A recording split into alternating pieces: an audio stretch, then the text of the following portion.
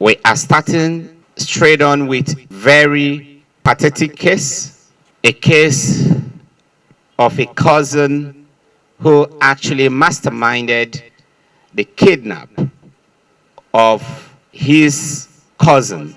This young man, Abubakar Haliru from Zaria, has a cousin known as Binta Mohammed, age 48 years. Binta, who clearly has got a filial relationship with Haliru, has been a pillar of support to Haliru. Gave Haliru a loan, a soft loan, to purchase 4 tricycles for his personal use. Haliru is expected to simply pay back these loans over time.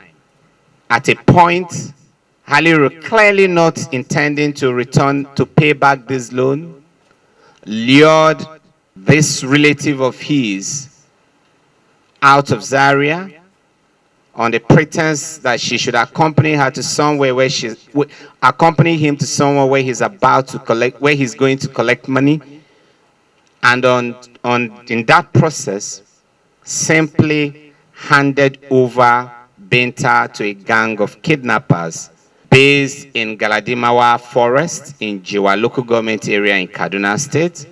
Having handed over Binta to this gang of kidnappers, he gave a very strict instruction that they should make as much money as they can from her, and at the end of that, make sure she is killed. 36. Na kai yayata daji ne gurin kidnapper suka kama ta. Sunanta Binta Muhammad.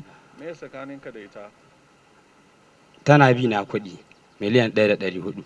Kuɗin na me ne? Na keke napep ne da ta bani loan wanda ya rage ban gama biyan ta ba. To me dalilin da yasa ka kai ta wajen kidnappers? Sarai ne kawai gaskiya.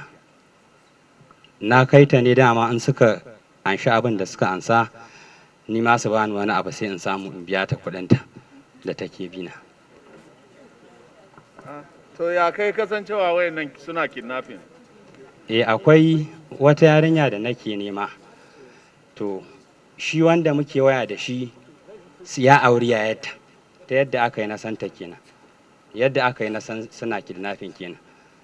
Ta hanyar kanwata da nake so. Okay, he gave his name as Abubakar Haliru.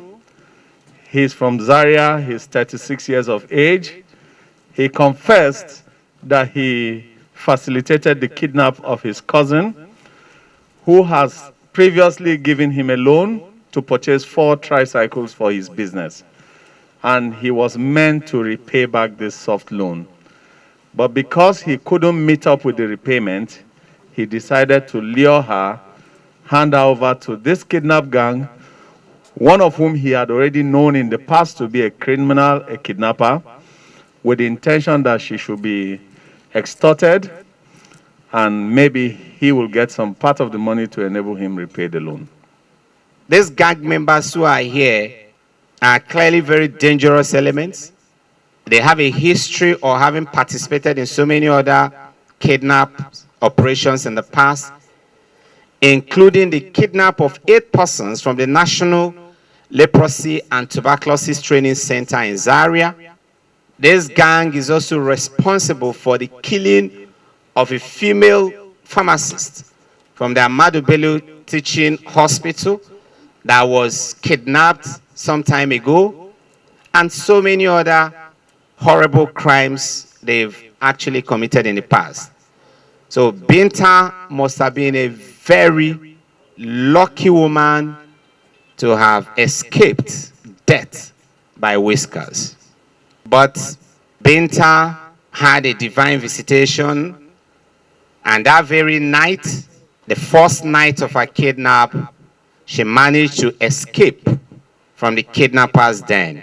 Unfortunately, but still fortunately for her, on her way out of that particular gang of kidnappers' den, she ran into yet another roving gang of kidnappers who opportunistically took her But this time around, with no clear prior relationship with them, the instruction that she should be killed was never executed.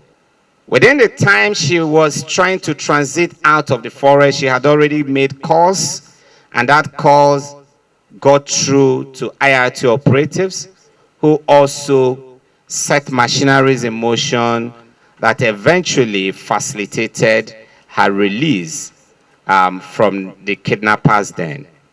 Binta is still currently receiving medical treatment, but the lesson herein is the fact that most of the kidnappings in our neighborhoods, in our communities, in our cities, and in our states will never succeed or probably wouldn't have taken place without active connivance of people who are close to us and sometimes people from our own communities.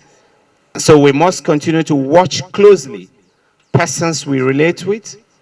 We must continue to watch closely people who help. We must continue to pay very close attention to red signals and red flags that would suggest that we are probably living with unfriendly friends in our homes.